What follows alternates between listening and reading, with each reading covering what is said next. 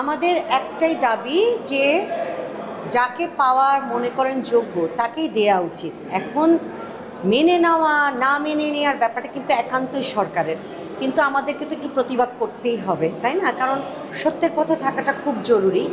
কারণ 21শে পদকটা হচ্ছে একটা গুরুগম্ভীর একটা পদমর্যাদা, যেটা আমাদের সিনিয়ররা পরতে পরতে পেয়ে এসছে।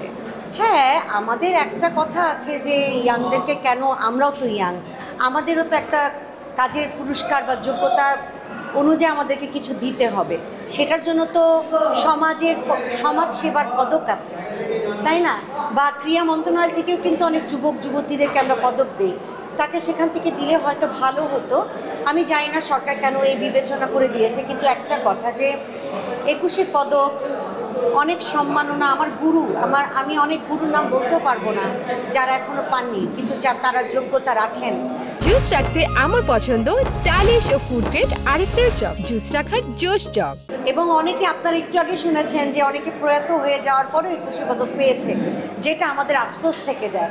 তাহলে সেই জায়গায় আমার মনে হয় যদি এটা ধাপে ধাপে নেমে আসে পরম্পরা ওয়াইজ, যে হ্যাঁ এই গুরুটা পেয়েছে বা তার পাওয়ার যোগ্যতা আছে। কোথায় কাজী নজরুল ইসলাম? আর আমি কারোর সাথে কাউকে তুলনা করতে চাই না। কোথায় আমাদের রাইসা খানম ঝুনু আন্টি? ওই জায়গায় যেমন আমাকে একজন বলেছে, যে আমারই একজন টিচার, যে তোকে যদি দিত তুই কী করতি? আমি আসলে পদকটা নিতাম না, একদমই না। আমি রিফিউজ করতাম যদি সে জায়গায় আমার সম্মতি না থাকে। তাহলে এটা নিয়ে সেকেন্ড কোনো কথাই হয় না। আমি ব্যক্তিগত কোনোভাবে যাব না, কিছুতেই যাব না, কারণ আমি একজন নৃত্যশিল্পী, যে পাচ্ছে সেও নৃত্যশিল্পী। কিন্তু বিষয়টা আসলে বুঝিয়ে নিয়েই আসলে গ্রহণ করাটা উচিত ছিল। রাইজা খানম ঝুনু আন্টি উনি আমার গুরু ছিলেন, কিন্তু প্রয়াত হয়েছে আমার কার্তিক সিনহা, উনি পাননি। এবং আমার সোহেল রহমান এখনও উনি আমার গুরু আছেন। আনিসুল ইসলাম হিরু, ওনার সাথে আমি নেচে এসেছি প্রায় 2 যুগের উপরে। ওনারা না পেলে আমি কি করে এটা নিই? হয়তো আমি পাবো না কখনো কোনো রাষ্ট্রীয় পুরস্কার, কিন্তু আমি মরে গেলাম, আমি প্রয়াত হয়ে গেলাম, এরপরে পেলাম, কে পাবে? কে দেখলো? আমি তো সেই আত্মার শান্তিটা নিয়ে কিন্তু হাতে নিয়ে সেই সুক্রিয়াটা আল্লাহর কাছে বা স্রষ্টার কাছে জানাতে পারছি না যে সরকার আমাকে এত সুন্দর সম্মাননা দিলেন। কিন্তু আমি মৃত, কিন্তু আমার সন্তান বা আমার পরিবার সেটা পেল।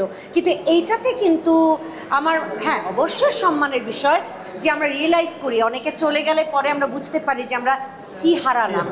সেই জায়গা থেকে হয়তো সরকার সেই পুরস্কারটা দেন। ইঞ্জিনিয়ার জানে ইঞ্জিনিয়ারিং কী জিনিস, একটা সুরকার জানে সুর কী জিনিস, একটা নৃত্যশিল্পী জানে নৃত্য কী জিনিস। আমার মনে হয় আমাদের সব জায়গাতেই নির্বাচন যাকেই করুক না কেন, ওখানে অন্তত একজন নৃত্যশিল্পী বিজ্ঞ, যে জানেন বুঝেন, তাকে নিয়ে যদি বসে সিলেকশন করা হয়, তাহলে আমার মনে হয় জিনিসটা অনেক সুবিধা হবে। কারো কটু কথাতে কাউকে পড়তে হবে না, সরকারও সুন্দরভাবে বুঝতে পারবে, এবং নৃত্যশিল্পী বা যে কোনো শিল্পীরা কিন্তু প্রশান্তি পাবে যে না, ওখানে একজন আমাদেরই সংগঠনের বা আমাদের শিল্পবৃন্দের মধ্যে কেউ ওখানে রয়েছে। আমার একটাই কথা সরকারের কাছে, ভবিষ্যতে যদি এরকম কিছু হয়, এটা আসলে খুব দুঃখজনক হয়ে যাবে। যদি এখনও সম্ভব হয় এটা প্রত্যাহার করুন, বা আপনার প্রত্যাহার করুন বা স্থগিত করে আবার নতুন করে পুনর্বিচার করুন। এটা আমার জায়গা থেকে কথা, আমাদের নৃত্যশিল্পীদের কাছ থেকে এই কথা। আজকে আমরা কোনো সংগঠন থেকে আসিনি, আমরা আসলে শিল্পী হিসেবে নৃত্যবৃন্দ হয়েই আসেছি। আমরা এখানে শিল্পীরা একসাথে হয়েছি, আমাদের মনে হয়েছে যে শিল্পীদের মর্যাদাটা সবারই সমান, কাউকে ছোট করে আমরা বলছি না, কাউকে আমরা চাই না ছোট করতে। এক কথায় কথা যে এটা স্থগিত করে যাচাই বাছাই করে পুনর্ভাব বিবেচনা করে পুরস্কারটা দেওয়া হয়।